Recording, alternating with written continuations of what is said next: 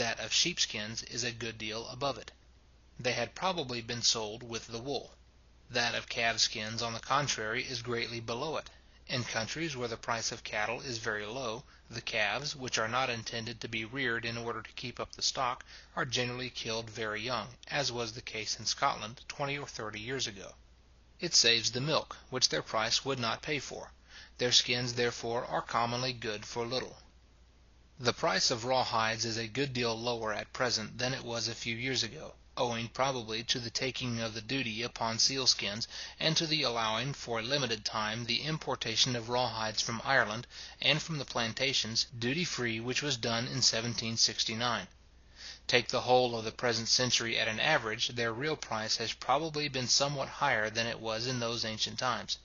The nature of the commodity renders it not quite so proper for being transported to distant markets as wool. It suffers more by keeping. A salted hide is reckoned inferior to a fresh one, and sells for a lower price. This circumstance must necessarily have some tendency to sink the price of raw hides produced in a country which does not manufacture them, but is obliged to export them, and comparatively to raise that of those produced in a country which does manufacture them. It must have some tendency to sink their price in a barbarous, and to raise it in an improved and manufacturing country. It must have had some tendency, therefore, to sink it in ancient, and to raise it in modern times.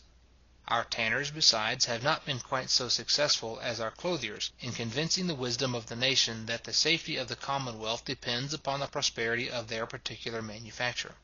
They have accordingly been much less favoured. The exportation of raw hides has, indeed, been prohibited and declared a nuisance, but their importation from foreign countries has been subjected to a duty, and though this duty has been taken off from those of Ireland and the plantations, for the limited time of 5 years only, yet Ireland has not been confined to the market of Great Britain for the sale of its surplus hides, or of those which are not manufactured at home. The hides of common cattle have, but within these few years, been put among the enumerated commodities which the plantations can send nowhere but to the mother country. Neither has the commerce of Ireland been in this case suppressed hitherto, in order to support the manufactures of Great Britain. Whatever regulations tend to sink the price, either of wool or of raw hides, below what it naturally would be, must, in an improved and cultivated country, have some tendency to raise the price of butcher's meat. The price both of the great and small cattle, which are fed on improved and cultivated land, must be sufficient to pay the rent which the landlord, and the profit which the farmer has reason to expect from improved and cultivated land.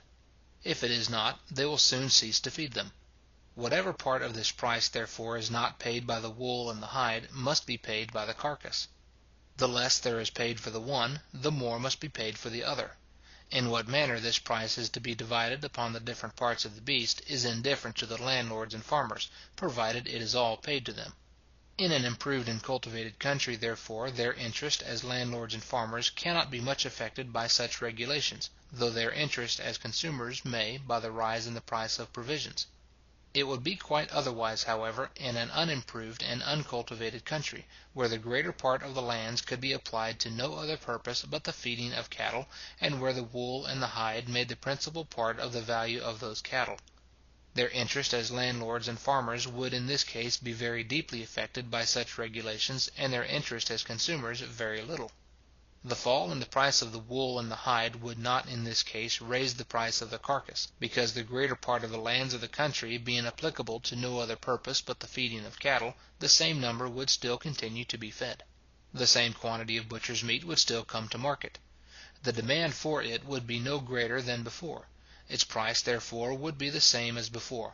The whole price of cattle would fall, and along with it both the rent and the profit of all those lands of which cattle was the principal produce, that is, of the greater part of the lands of the country.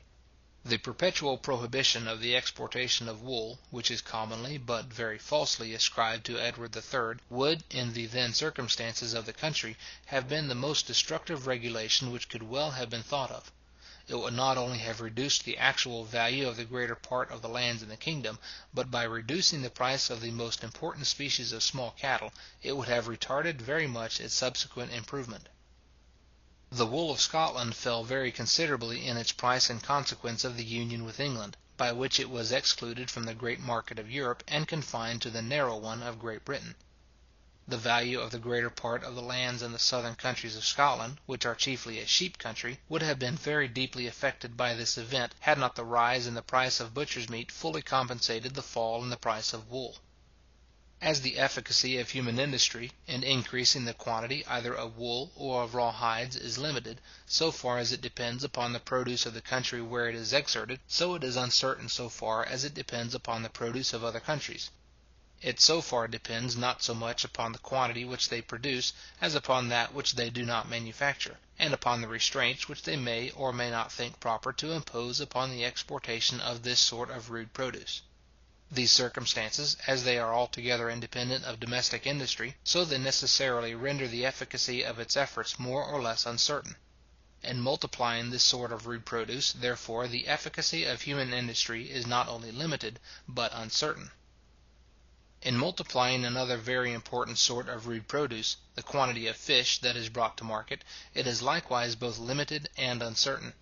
It is limited by the local situation of the country, by the proximity or distance of its different provinces from the sea, by the number of its lakes and rivers, and by what may be called the fertility or barrenness of those seas, lakes, and rivers, as to this sort of rude produce. As population increases, as the annual produce of the land and labour of the country grows greater and greater, there come to be more buyers of fish, and those buyers, too, have a greater quantity and variety of other goods, or, what is the same thing, the price of a greater quantity and variety of other goods to buy with.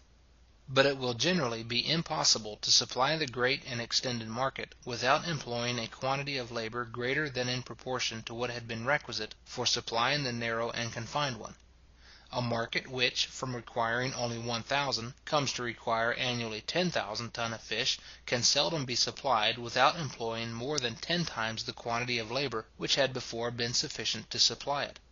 The fish must generally be sought for at a greater distance, larger vessels must be employed, and more expensive machinery of every kind made use of. The real price of this commodity, therefore, naturally rises in the progress of improvement. It has accordingly done so, I believe, more or less in every country.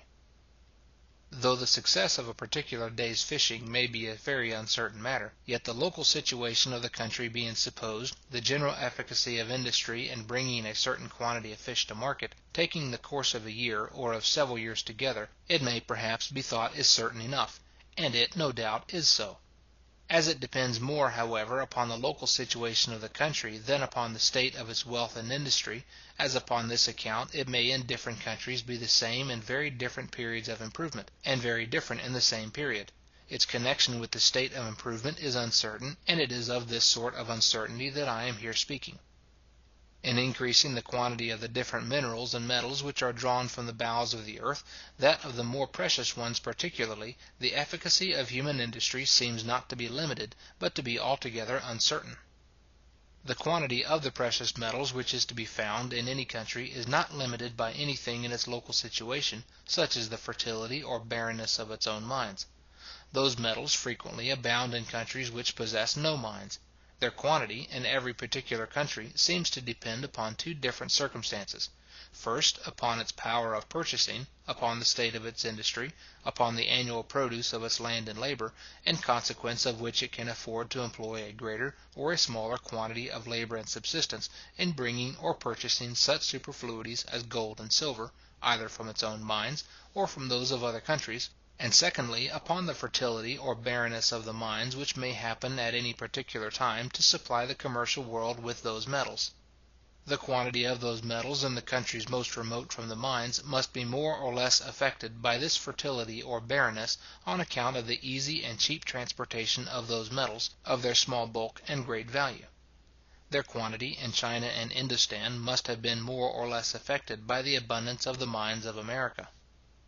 So far as their quantity in any particular country depends upon the former of those two circumstances, the power of purchasing, their real price, like that of all other luxuries and superfluities, is likely to rise with the wealth and improvement of the country, and to fall with its poverty and depression.